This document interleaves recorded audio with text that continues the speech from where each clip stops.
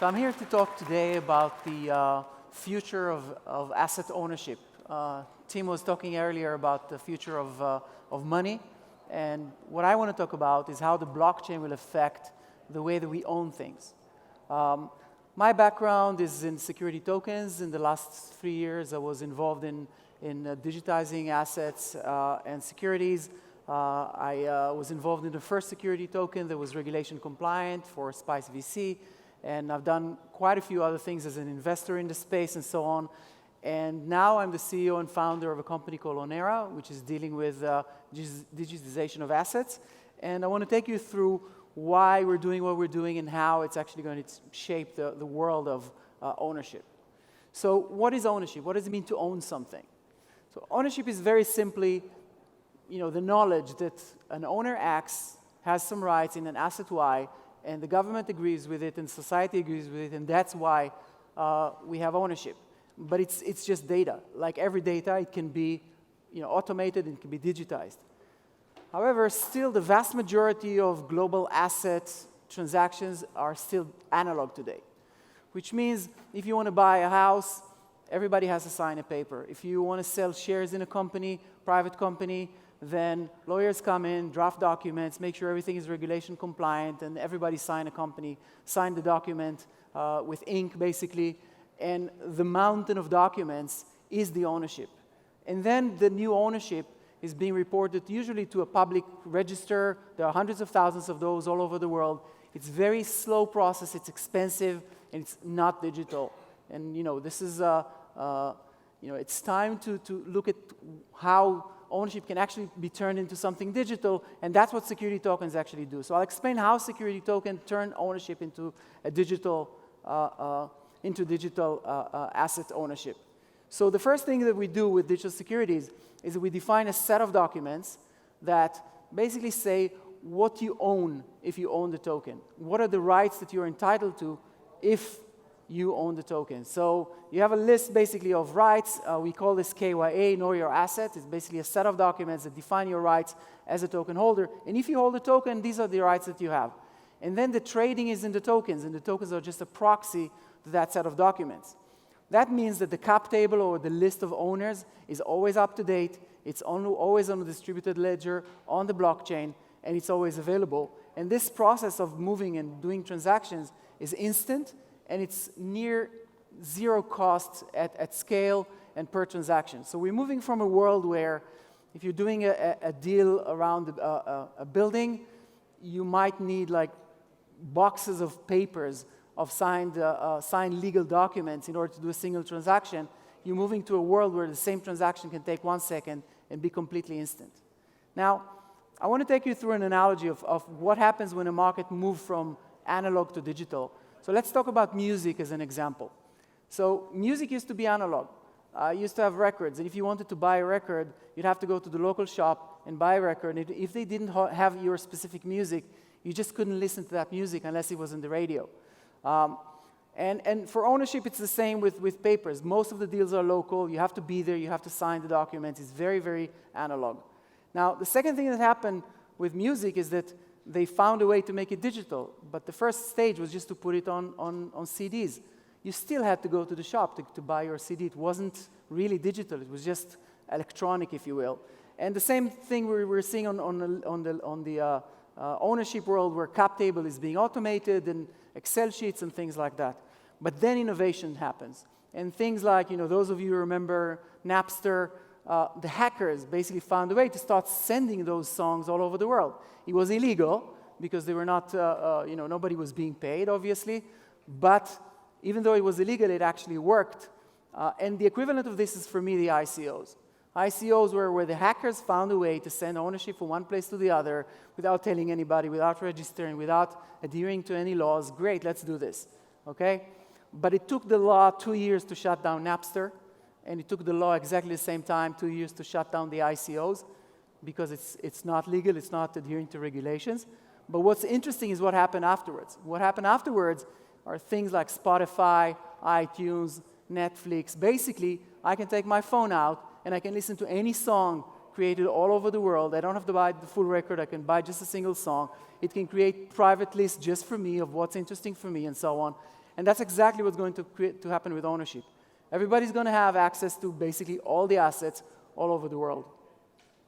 So the vision is to have the world on your mobile or on your laptop, where you have any asset, private or public, at your fingertips 24/7. There are new ways to explore and find the different things that you like. You can go long Manhattan, short Bronx, or long Los Angeles, and you can basically do anything that you want with a bunch of assets that today are just not available or not on the market. Everything is going to be instant, efficient, and very low cost in terms of the transactions. There's going to be more liquidity in asset classes that today are completely illiquid and cannot be sold, or if they're sold, I'm working on a project, for example, for a wind farm. It's a very attractive project. The yield is 11% a year, but in order to participate, you have to put down $30 million, and you have to keep it there for 30 years. Now, that is an asset that can be made much more available to people with more liquidity than there is today. Fractional ownership, I spoke to some guys earlier that are doing mortgages, for example, which can be sold, but selling them in fractions is almost impossible. And there's just so many other advantages. And the question is only, who is going to be the iTunes of assets, or who is going to be the Google of assets, allowing us to find these assets and work with them. Now, I gave you the analogy of music, but music in total is a few tens of billions in terms of market. Now imagine what happens when you digitize ownership. Ownership is hundreds of trillions of dollars worth of assets all over the world. This is a massive implication. In my view, this is the biggest blockchain opportunity, way bigger than cryptocurrency, Bitcoin, and things like that. This is the real kind of revolution. The institutional market is coming. I'm not going to go into the details of what exactly they're saying, but they all know it's coming. I'm talking to them daily, and everybody's aware that this is coming, and that the future of asset ownership is digital. And that within 10 years, most assets will be digital, most new assets at least will be digital, and most transactions will be digital as well. But let's talk about where we are now. So back to reality. Security token started 2.5 years ago, something like that. Hasn't yet made the breakthrough that everybody were expecting for. And it's important to understand why.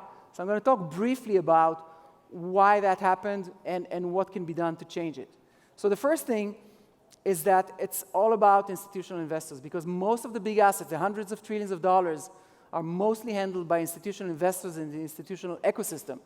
And security token platforms today are not yet what we call institutional grade. It's just not. It's going to come, but it's not there yet. There are two gaps. One gap is the technology gap, where you either have crypto networks like Ethereum, which were not built for regulations, they were not built for banks, they were built to bypass them. Okay, so they're just not suitable. On the other hand, the enterprise blockchains, the enterprise solutions, they're not networks. They're isolated silos. They're like the intranet, if somebody remember. Used to be intranets. Now everything is the internet. So you have a problem where you don't have a network that is institutional grade. And that's one of the big reasons that we're not seeing the progress that we were hoping. The other thing is what I would call the trust gap. And the trust gap is that on blockchain networks today, we all know what's trading. And some of it is basically scams. Nobody wants to be there next to those scams. And in digital securities, there's even a bigger problem, and I'll explain it. Securities are not digital assets. They actually live in the real world. So I call this problem the Brooklyn Bridge problem because of a conference in Brooklyn where I gave this example, where I can create an asset, and I can call it the Brooklyn Bridge, and I can sell all of it to this gentleman here, and the miners will work really hard, and they will say, well, this guy is now the owner of the Brooklyn Bridge. But he's not, because he wasn't mine to sell in the first place. So crypto networks today are designed to look for truth within the digital world, but nobody's incentivized to look outside the digital world to actually see whether I actually own the bridge that I want to sell. So with that, I'll give you a few words about Ownera, just kind of to wrap up. Ownera is a global institutional-grade network for digital securities. We want it to be the rails for this new industry that's going to come. And the concept of it is that all the nodes on Ownera are all regulation compliant or regulated financial entities such as banks, asset managers, exchanges, broker-dealers, and so on. And each one of the nodes on Ownera has 3 roles. The first role is to underwrite the assets that go on the network. So it's not like crypto networks where anybody can issue whatever they want, okay? you have to go through one of those regulated entities to go on the network, and they actually look at the data and see that the bridge is really yours to sell. Second thing that they do is to verify that all the transactions are indeed regulation compliant, so that the institutional investors can make sure that their fiduciary duties are actually being complied with, and everything is legit and regulated. And the last thing is that they actually can turn around, take those assets that they brought in, and actually distribute them to the market. I'm going to talk briefly about how we're doing it in Ownera. So we are underwriting the assets through a concept called KYA. Each asset go on Ownera needs to provide a set of documents that defines the rights of the token holders, and that becomes on-chain, immutable, so anybody on Ownera can see exactly what they're buying and what they're holding. For regulation compliance, we're developing what we call a regulation app store, where every regulation is going to be an app, and when you issue an asset, you'll just say, I want to comply with this app and this app and this app, and basically you're regulation compliant by design. So this is, I can talk an hour just about the regulation app store, but this is a very exciting concept. And the last concept is what we call atomic swaps, which is the concept that allows all those assets to be traded on the net against digital representation of money. And on Ownera, we're going to support atomic swap against any currency in the market. You can pay with fiat, you can pay with stable coins, you can pay with crypto. Basically, Ownera will support all of them out of the box. But the main thing to understand about it is it's not just the tech rails, it's actually a distribution network. Because if you have one investment bank, like in this example, one investment bank is taking a commercial real estate, they underwrite it, they put it on the network, they verify all the transaction. Now the exchange can sell it, or the other asset manager can bring over-the-counter clients to actually interact. So in effect, we're creating a network of distribution of digital securities that it's all regulated and managed by regulated entities. Last thing I'm going to talk to you about is the Ownera API, because in order to make this happen, we have to provide code. And yesterday, we actually released the first version of the Ownera API. It's based on an institutional-grade network called Hyperledger Fabric. We just upgraded Fabric a little bit because Fabric is designed to be a private network, and we do not want a private network. We want a global, international network. So we upgraded Hyperledger to be an international network.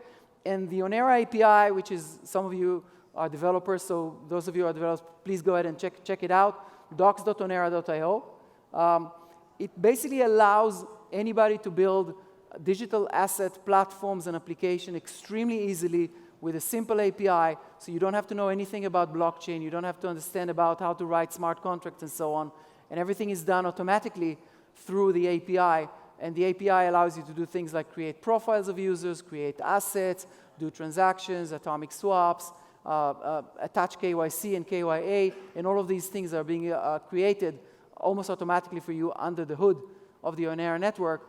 It's almost like the TCP/IP of the digital world, which we have on the internet as well as an underlying rails for the network. That's it. Thank you very much, everyone.